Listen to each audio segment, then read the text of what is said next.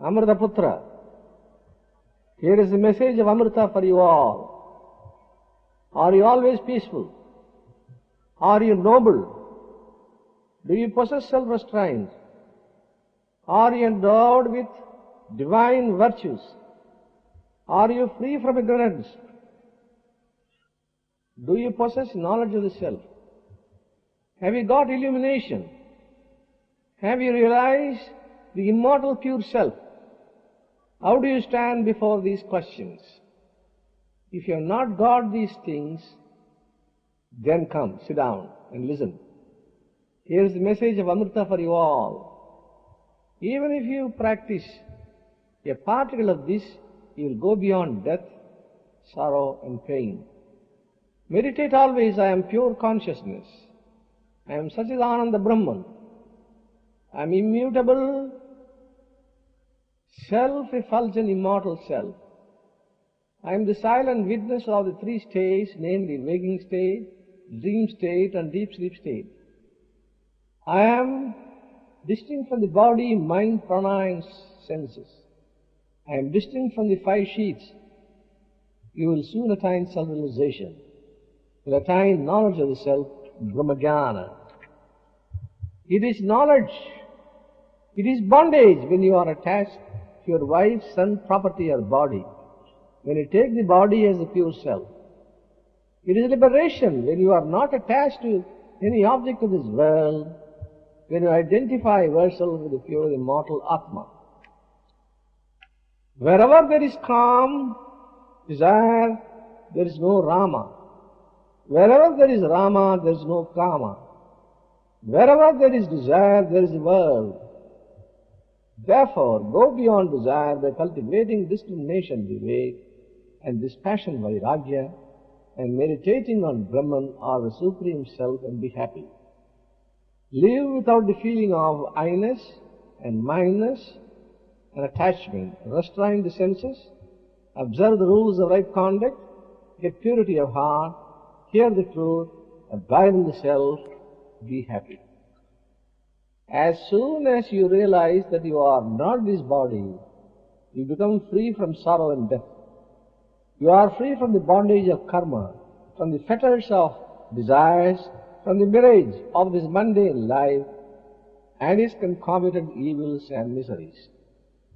Soul or the Supreme Self or Atma or Brahman is an abiding, constantly existing and imperishable entity, which is the basis of the world, which is indivisible, self-limitless, unchanging and all-pervading. This is silent witness of Sakshi of the three states, namely waking, dreaming and deep sleep. The knower of this soul or Atma attains immortality and enters the abode of bliss and nectar. Brahman is real and eternal. His body is unreal and perishable. From the knowledge of self, Atma, and non-self, Anatma, springs the stream of immortality or the ancient wisdom of the seers of the Upanishads. Atma is the immortal substance or essence in man. Atma is the origin of thoughts, desires and reason. Atma is spiritual because it is beyond matter and mind. It must be immortal because it is spiritual. It is beyond time, space and causation. It is beginningless, endless, causeless and infinite.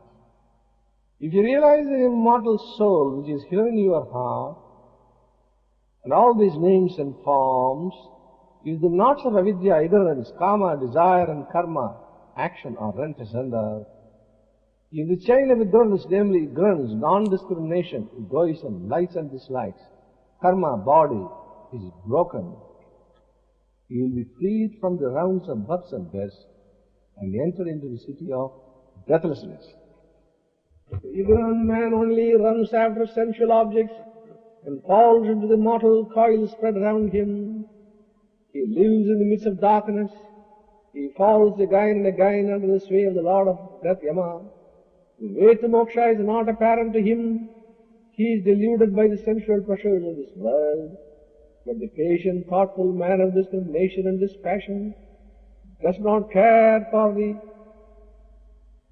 illusory pleasures of this world. He meditates on the Supreme Self and attains eternal bliss and immortality. Moksha is the summum bonum of life. Moksha is the fulfillment of the life's purpose. Life ends in the earth plane when you attain moksha or liberation from birth and death. The realization of your real object in life is freedom and moksha. Moksha bestows on you eternal life of undecaying bliss and perennial joy.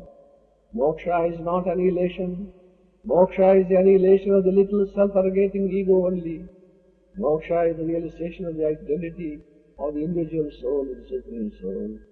Annihilating this little self, he possesses the whole of true universality to attain life eternal, a fuller life. If you have purity of mind and concentration, you can make the mind assume any bhav you like. If you think of mercy, your whole being will be saturated with mercy. If you think of peace, the whole being will be filled with peace. The spiritual path is doubtless beset with various difficulties. It is a rather path. You walk in this path is like walking on the edge of a sharp razor. You will fall down several times, but you will have to rise up quickly and walk a dive with more zeal, boldness and cheerfulness.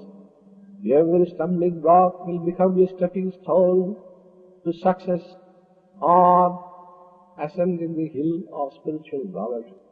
Every fall will give you additional strength to rise up to a great height in the ladder of yoga. Do not lose sight of the goal. Do not miss the ideal. Do not be discouraged. You will soon get spiritual strength from within. The indweller will guide you and push you up. All saints and sages, all prophets and seers had to pass through tremendous struggle and severe ordeals before they reach the goal. March boldly, O fair youth, and reach the goal. It is not true that only one attains moksha or liberation and none else can. History bears evidence of many a Shankara having come into the world.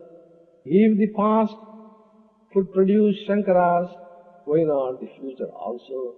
What one has achieved can be achieved by others also.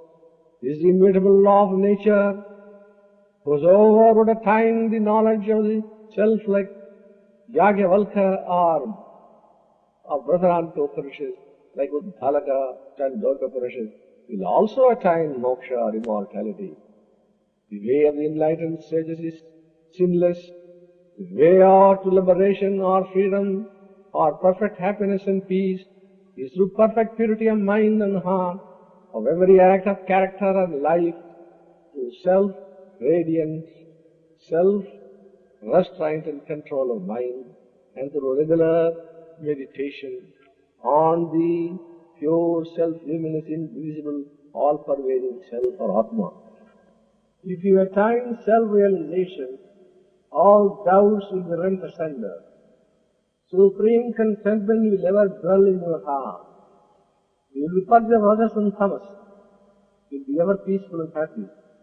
Therefore, struggle hard to attain this rare state of supreme blessedness of the neighbor.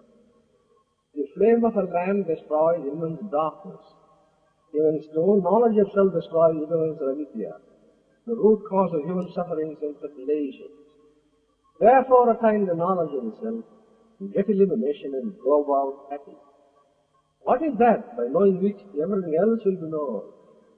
What is that by attaining which there will be no hankering for any other thing? What is that by realizing which one becomes immortal, fearless, desireless and rest in everlasting peace and happiness? It is Brahman Atma, the ultimate truth, which is the summum bonum of life. It is the Bhuma or infinite intelligence or the unconditioned. You can get real happiness only by finding the Bhuma or the highest self.